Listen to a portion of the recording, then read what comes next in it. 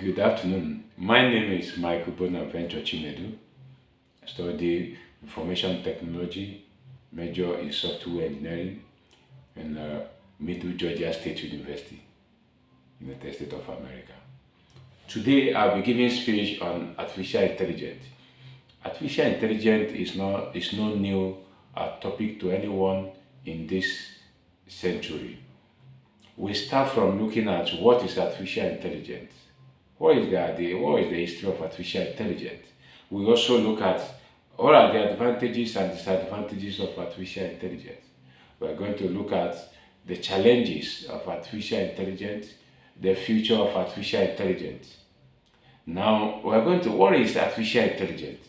Artificial intelligence, we say, is the ability of digital computer or computer controlled robot to perform tasks that is commonly associated with intelligent being. Now, looking at it, we are going to check and we are going to actually know who are the people that started artificial intelligence. Now, we look at it, artificial intelligence is backdated as 1943. Many people would have looked at it, think that artificial intelligence is just an invention of yesterday, but artificial intelligence has stayed in existence since 1943. Now, artificial intelligence, by that 1943, just like normal human beings actually get message sent to brain through neuron that interprets and let them know the next action to take. Artificial intelligence cannot work or cannot actually be in existence without neuron. It is the neuron that passes that message. Now, just like human being, we have about billions, we have billions of neurons in every human being. But in artificial intelligence, for now, we just have a few millions. Now, in that 1943, the first person that starts nurturing neuron is the man that we actually know as the father, the orator of this artificial intelligence. Okay, and he started that is Warren McCulloch. Now, Warren McCulloch started nurturing the neuron as far as 1943, and years after that, in 1956, that is when we have Marv Mixley, who continued from it in 1956. Now, the revolution of artificial intelligence continues, and that is why we're able to get the first product we have of it, and that is the first chatting boat, that is the chat boat, the one we call the Eliza. And that was actually produced, was made available, that is in 1966, before it keep evoluting to in the 1972. That was when we have the first intelligent boat, and the evolution continues to what we have as of today, when artificial intelligence is used in as a war weapon, as human that perform different tasks. Now, we are going to look at the types of this artificial intelligence, and that will bring me to looking at this. Looking at this, here we have the ANI, which means the artificial narrow intelligence. This is machine learning. This the stage where the artificial intelligence only performs single tasks. It doesn't perform multiple tasks. Now, thereafter, we move into AGI, which is artificial general intelligence. Here, this is the stage where we equate it to be in the level of human intelligence. Okay, and that is where we call it the machine intelligence. The machine intelligence. That where we believe we equate it to be in the level of human intelligence. Then the third one, which is ASI. ASI is artificial super intelligence. We believe that this is far higher than human intelligence. So this is higher than human intelligence, and we call it the machine consciousness. The machine consciousness. Having said these three types of artificial intelligence, would like to look at what are then the advantages of this artificial intelligence. What is it? What is the benefit? And what are the disadvantages of artificial intelligence? Now, at this juncture, we look at it, artificial intelligence. First advantage, we look at it as it reduces error. Unlike human being, we are actually full of errors. But the artificial intelligence, the computer control robot, it does what exactly you ask it to do. No error. Exactly how it is programmed, that is how it's going to do the work. So and that's why we said one of the advantages that it reduces error. It reduces error and it is available 24/7. No fatigue, no I want to sleep a soft, no I want to take some nap. No, it doesn't have time for that. It's always available 24/7. 24/7 is functional. It doesn't get tired, it doesn't get fatigued. And we can as well say that one of the advantages that most of the current invention is as a result of the enhancement of artificial intelligence. That's a very good advantage of artificial intelligence. And now we also look at it as it saves us from risk, like in some factory where in some areas that is actually very dangerous for human. These areas are where the computer controlled robots will position them to work. So it reduces the hazard that would have fallen on man. So these machines take care of it. The artificial intelligence is a very good advantage, and it saves time too. It saves time in the sense that on a normal human, where we should have worked, let's say 10 hours, artificial intelligent computer controlled machine would do the work maybe in seconds.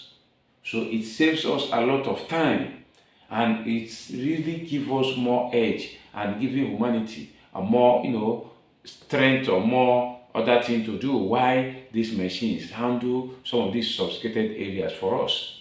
Now we look at the disadvantages. One of the disadvantages of artificial intelligence is that it makes human lazy. It's a very, very bad one. It makes human lazy because machine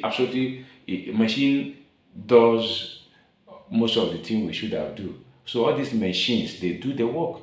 So it makes we human lazy because we know we have alternative that can actually do the work. And we can say now it has no ethics. The machine don't keep to ethics, don't know what is ethics, it does. The machine does what it's been programmed to do and the way it's been programmed to do it.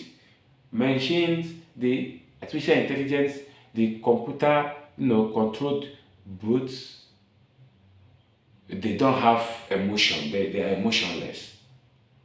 They don't have that feeling.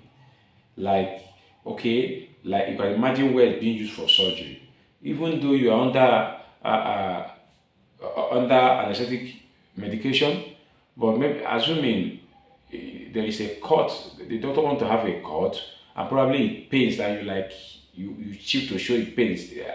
Normally, the doctor stops immediately before he continues. It gives a pause. Machine don't know that. It just continue as being programmed. So we can say it's emotionless. And machine don't improve, no improvement. It's what you are putting in it to do in the first day, that is what it does. If that what you putting in it to do in January, it keep doing that in December. There is no, it doesn't improve. Now it creates unemployment. It creates unemployment because it has taken position of where women should have worked. So the more we create this artificial intelligence, computer, program bots, they keep replacing human employment, rendering human beings unemployed.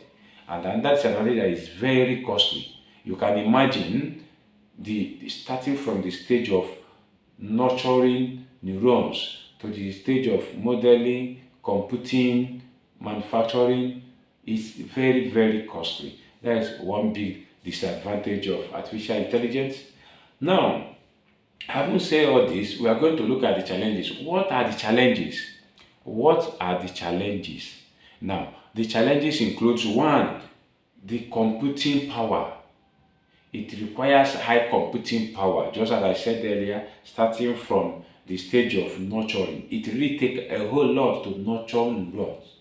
So from that stage to the stage that is being finished, it requires a high standard computing power, and that is why many computer scientists don't really like to venture into artificial intelligence. Then we have trust deficit. There is no trust. These are machines, even no matter how intelligent they are, cannot be trusted. There is lack of trust. That is one big challenge of artificial intelligence. And when you look at it now, we can say human level is another big challenge. Now, as we said earlier, human has close billions of neurons, and this artificial intelligence it has just few millions as of now. Now, in the few million, you cannot use to compare of billions of neurons. So, when in a normal sense of it, when you equate them, you find that there is a quite big distance between the artificial intelligence and human intelligence. So it is a very big challenge. Now, when you look at it again, there is issue of bias problem.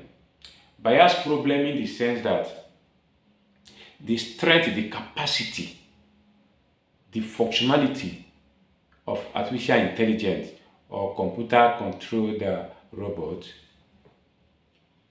is based on the quantity or the number of data is being trained on. That is what it depends on, the quantity or the number or the quantity of data is being trained on. That is what it depends on. That will determine the strength of it. So that makes it just a serious bias problem. And now, when you also look at it again, you find that it's really there is limited knowledge about artificial intelligence. Many people don't feel like going into it because of it is really cumbersome to go into. So there is a limitation in the knowledge. So the knowledge is not something that is very common because it takes a lot from the starting of nurturing of the neuron to the final stage of it. Now, having said this, we look at the future. What is the future hold? What is the future of it? Now, looking at the future is of this way.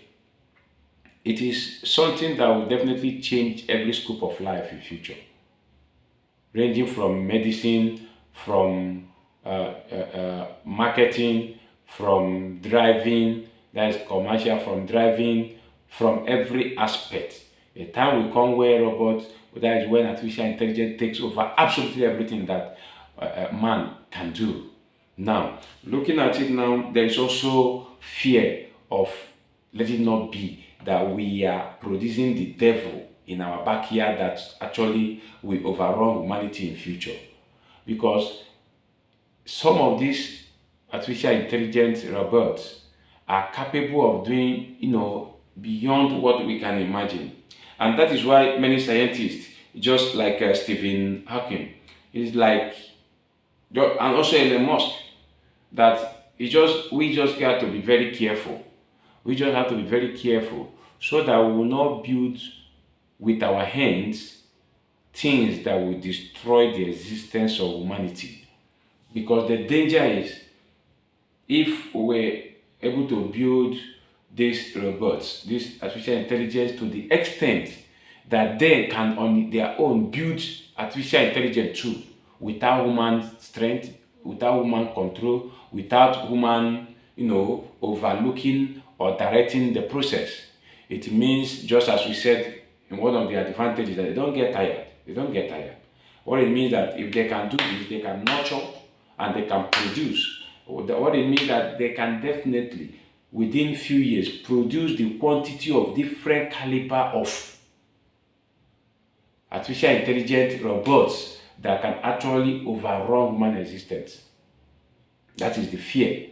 And just like the way Diego Klangjan said it, he said he actually don't believe in that because he believed that human neuron is about billions and the one of artificial intelligence is about just millions.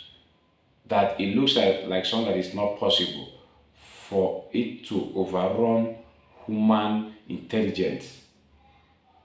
Now, looking at it from that angle, we should just bring into conclusion that it is very important the world have, if no any, an organization that oversees the nurturing of neuron from country to country, the capacity and the level and the standard, and bring into limitation the level nurturing of neuron should not go beyond, to avoid us using our hand to create what that will be very difficult for us to control in future. So this should be, manned, this should be monitored, this should be overseen, this should be properly monitored and taken care of. There should be a very high standard of regulation to monitor and control the nurturing of neuron, and in totality the building of artificial intelligence computer controlled robots, so that we can have a better society. And I believe that this will definitely help everyone, both now and the future to come.